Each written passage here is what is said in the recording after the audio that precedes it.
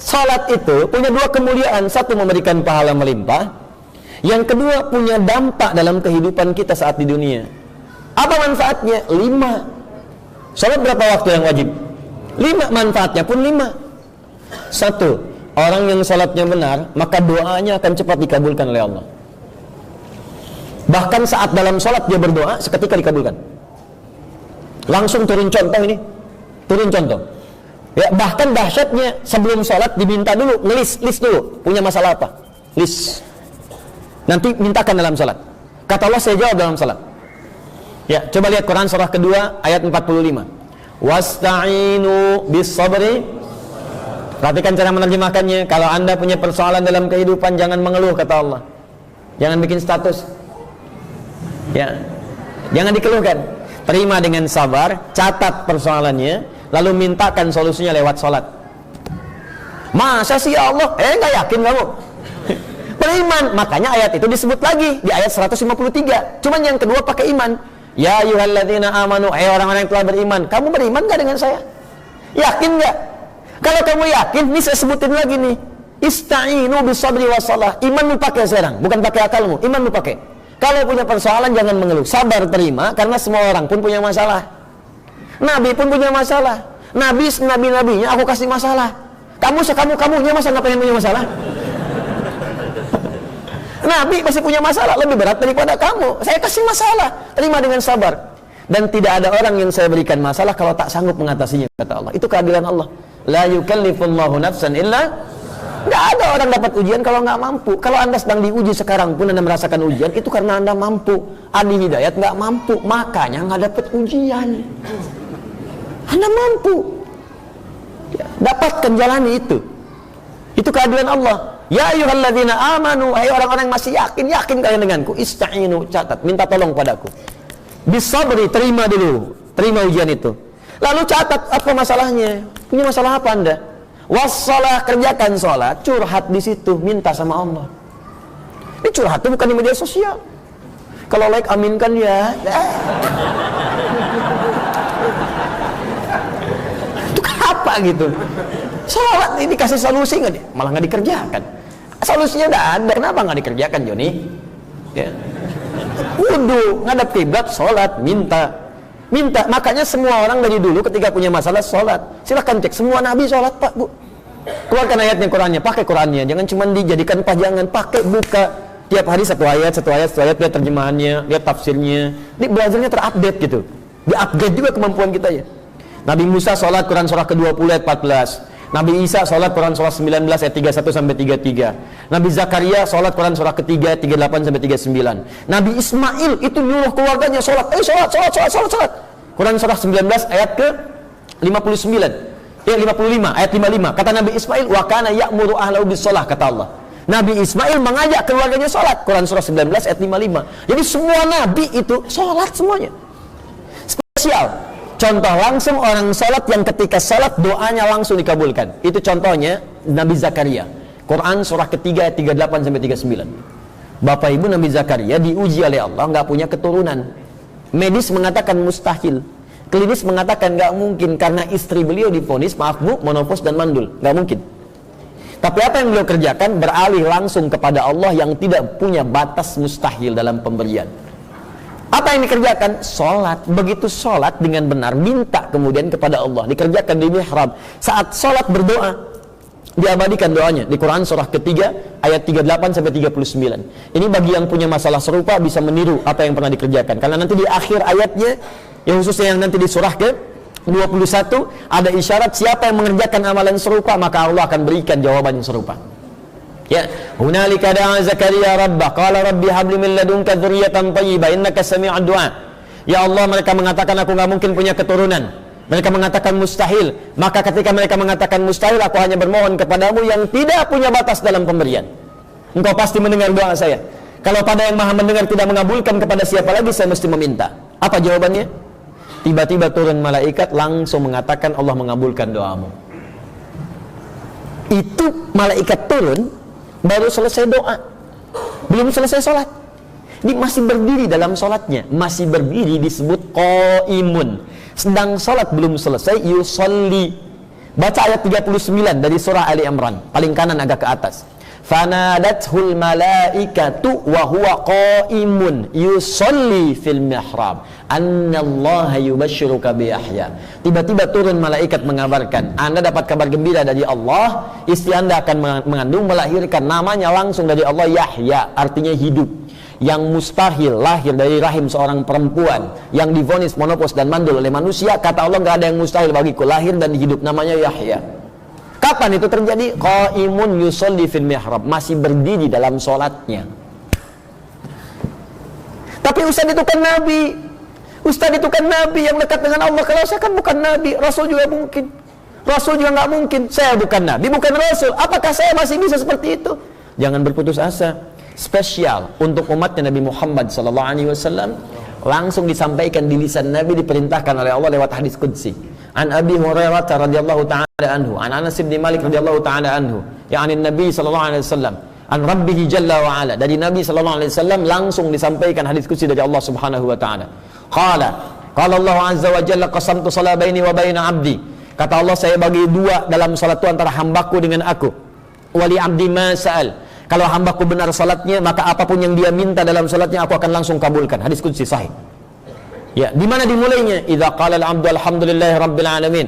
Kalau seorang hamba berkata dalam salatnya alhamdulillahi rabbil alamin, qala Allah azza wa jalla, maka dijawab oleh Allah kalimat itu, hamadani 'abdi, hambaku sedang memujiku.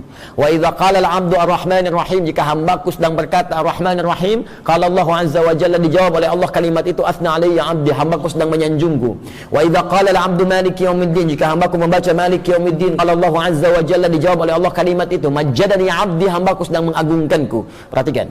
Wa idza qala al-'abdu iyyaka na'budu wa iyyaka nasta'in, ketika seorang hamba berkata dalam salatnya iyyaka na'budu, ya Allah sekarang saya sedang salat menyembahmu ya Allah, saya enggak sembah yang lain, hanya Engkau yang saya sembah. Wa iyyaka nasta'in, dan ia berkata ya Allah saya sedang punya masalah ya Allah, saya punya persoalan dalam hidup ya Allah, dan dia bersihkan di hatinya persoalannya, ya Allah di rumah saya begini ya Allah, pekerjaan saya begini ya Allah, tangga saya begini ya Allah, anak saya begini ya Allah. Dia curahkan kepada Allah. Kalimatnya mengatakan iyyaka nasta'in, hatinya meresapi itu, menghadirkan persoalannya. Perhatikan kalimatnya. Qala Allah azza wa jalla, maka akan langsung dijawab oleh Allah. Perhatikan kalimatnya, beda dengan sebelumnya. Hadza baini wa baina 'abdi, ini perjanjian antara aku dengan hambaku. Wali 'abdi ma sa'al, kalau hambaku benar salatnya sampai di sini, apapun yang engkau minta sekarang aku akan kabulkan. Saya tanya pada Anda, apakah dalam salat kita mengucapkan alhamdulillah rabbil alamin arrahmanir rahim maliki yaumiddin iyyaka na'budu wa iyyaka nasta'in? Kita ucapkan? Ya. Saya tanya, diucapkan saat ruku atau sujud? Berdiri. Bukan saat ruku, bukan saat sujud, saat berdiri, Cepi. Berdiri. Saat berdiri. Adil kan Allah? Nabi Zakaria dikabulkan saat berdiri, saat ruku, saat sujud. Berdiri. Kita belum sholat dikasih tahu saat berdiri aku kabulkan, belum ruku aku kabulkan, belum sujud aku berikan. Kamu mau minta apa? Kalau benar sholatmu aku berikan. Saya mau tanya si Papa Ibu, selama ini kalau sholat minta nggak saat berdiri? Jangan-jangan saat berdiri udah pengen ruku, saat ruku udah pengen sujud. Tuh, ya gimana? Karena nggak dipakai rumus imannya, nggak dipakai fikih sholatnya. Ini ada pemberian dalam sholat yang kalau kita kerjakan benar dikabulkan oleh Allah. Jadi nggak ada kita alasan dia kan Nabi ya Allah. Kamu saya kasih, kata hadis qudsi. Dan ayatnya jelas, turun ayat langsung wasta'inu ya ayyuhalladzina amanu ista'inu. Kamu kalau punya masalah bawa dia dalam sholat, sujud minta, ruku minta, berdiri pun kalau benar sholat mau aku kasih. Sholat. Makanya banyak orang sholat. Ada ulama, Imam Al-Bukhari ini saya sering katakan, ini sebelum menuliskan satu hadis dari setiap hadis ini, ya Anda bayangkan di sini ada 97 pembahasan, hadisnya ribuan. Sebelum dituliskan satu, sholat dulu Pak, 16 tahun tuh menulis ini. Sebagian di Mekah, alhamdulillah, disempurnakan di Madinah. 16 tahun nulis ini, setiap mau nulis satu, sholat dulu. Ada ulama kalau lupa bukan buka kitab, pergi ke masjid sholat. Jadi ingat. Ulama lupa sholat jadi ingat. Orang sekarang bukan ulama, ya sholat lupa semua. Rakaat lupa, motor ingat, rakaat lupa, jemuran ingat, rakaat lupa, arisan ingat. Coba cek. Jadi rugi kalau Anda tidak sholat atau sholatnya nggak benar, maka yang pertama ini hilang, nggak ada. Jadi cuma selesai sholat aja. Assalamualaikum warahmatullahi, assalamualaikum warahmatullahi, udah pulang selesai. Jadi doa nggak terkabul. Percuma 5 kali dalam sehari, ditunggu oleh Allah. Mau minta apa? Nggak serius mintanya ya. Anda lamar anak orang nggak serius, nggak diterima. Ya, Anda minta sesuatu nggak serius, akan dikasih. Anda ngajukan proposal nggak serius, akan dikasih. Anda menghadap Allah nggak serius, ya Allah gimana mau ngasih? Hah? Cepat tuh, 2, saya agak cepat aja. Orang sholat pasti hatinya akan ditenangkan oleh Allah. Dalilnya Quran surah 13 ayat ke-28 dikombinasikan dengan Quran surah ke-20 ayat ke-14. Di Quran surah 20 Toha, sholat disebut dengan zikir. Aqimis sholat li dzikri wa aqimis sholat li dzikri, tunaikan sholat sebagai zikir kepadaku. Di Quran surah ke-13 ayat ke-28 zikir disebut bisa menenangkan hati. Ala bi dzikrillahi tatmainnul qulub. Jadi orang yang sholatnya benar, hatinya cenderung tenang. Ketiga, orang yang sholatnya benar maka akan dirubah jadi orang baik. Tadi yang saya sampaikan, Quran surah ke-29 ayat 45. Innas sholata tanha 'anil fakhsya wal munkar. Baik, yang keempat, orang yang sholatnya benar akan dibimbing oleh Allah, akan langsung mendapatkan kebahagiaan dan kesuksesan dalam aktivitasnya. Ya, dalam bahasa Arab, sukses dan bahagia disebut falah namanya. Falahun. Saya ulang, falahun. Kalau itu sudah digenggam begini, maka berubah falah menjadi aflah namanya. Aflah, aflah. Turun Quran surah ke-23 ayat 1 dan 2. Qad aflahal mu'minun. Orang beriman itu pasti akan menggenggam kebahagiaan dan kesuksesan dalam hidupnya. Maaf, sukses itu bisa relatif. Setiap orang punya ukuran. Tapi kalau salatnya benar, ukuran itu akan dibimbing oleh Allah untuk diraihnya. Rumah tangga sukses, pekerjaan sukses. Mungkin bagi seseorang level manajer sukses, bagi yang lain direktur sukses. Gak apa-apa, tapi dibimbing ke situ. Dan bahagia, karena ada orang sukses kurang bahagia, ada yang bahagia gak sukses, banyak yang begitu ya. Tapi yang ketiga, Allah tidak menginginkan diantara dua itu, pengen dikombinasikan sukses dan bahagia, maka jadi aflah.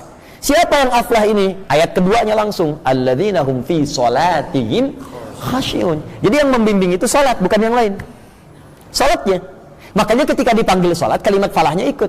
Dalam azan coba cek, hayya 'alas shalah. Oh, hayya 'alas shalah. Ayo salat, salat, salat, salat, salat. Pakai ta marbutah ditutup dengan ha besar. Hayya 'alas shalah.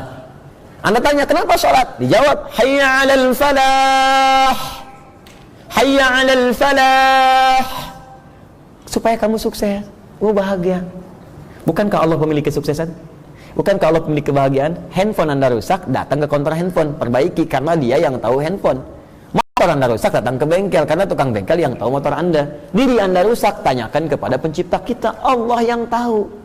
Pengen bahagia, datang pada Allah. Pengen sukses, Allah yang punya. Pengen rezeki, Allah yang melimpahkan. Datang, minta, Allah kasih. Tuh, ada semuanya. Jadi kalau orang cuma sekedar sholat, dia kehilangan tadi semua tuh. Ketenangan hilang, gak merubah jadi baik, kesuksesan gak diraih. Coba cek, kebahagiaan gak didapat, doa jarang dikabulkan, susah. Makanya sholat itu untuk kita 5 kali dalam sehari, 5 kali kita dapatkan apa yang